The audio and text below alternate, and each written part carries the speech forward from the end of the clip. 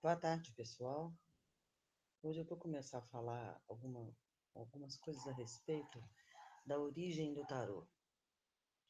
É um sistema oracular muito interessante, muito vasto.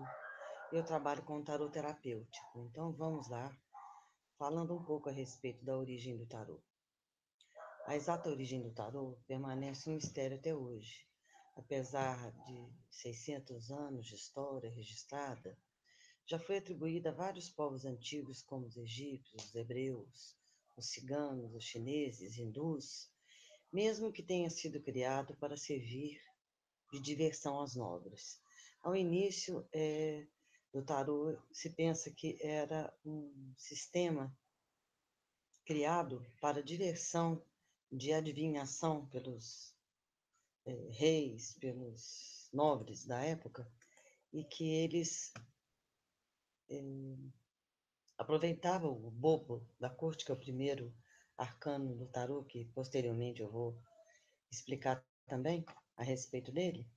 Então, eles usavam mais para um sistema de adivinhação, e hoje, com o passar dos anos, nós já percebemos que não é só isso, né?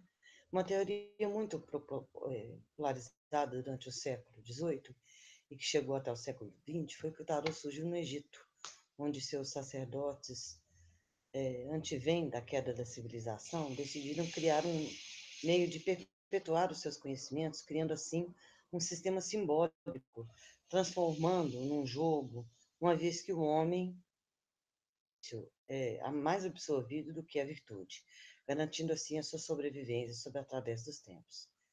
Pensa-se também em uma outra vertente, que o tarô nasceu na Atlântida e que os atlantes criaram um livro de 78 páginas e que foi feito pelos mestres, né, da época, e que eles, na verdade, queriam propagar esse conhecimento e como não conseguiram através do livro, eles de, destrincharam, né, essas 78 páginas e viraram as 78 cartas do tarô que nós conhecemos hoje. Apesar de haver bem quem afirme tal fato e que essas ideias ainda serem disseminadas, principalmente pelas correntes ocultistas, nunca se encontrou uma evidência real a nível histórico que sustente qualquer uma dessas duas posições. O primeiro registro do aparecimento das cartas data do final do século XVI, e a partir daí temos uma evolução simbólica e literária. No início, as cartas só apresentavam imagens, sem qualquer tipo de numeração ou nominação. Só entre 1500 e 1600 começaram a ser vistos alguns tarôs, ora com números, ora com nomes. Somente por volta de 1690 que o tarô, em toda a Europa, obtém sua estrutura de 78 cartas. Ao longo desse período surgiram algumas variações artísticas com maior ou menor número de cartas e cuja função era só lúdica ou didática. Como alguns exemplos, podemos citar o tarô de Mantena, com 50 cartas, o Mitali Florentinas, com 97 cartas.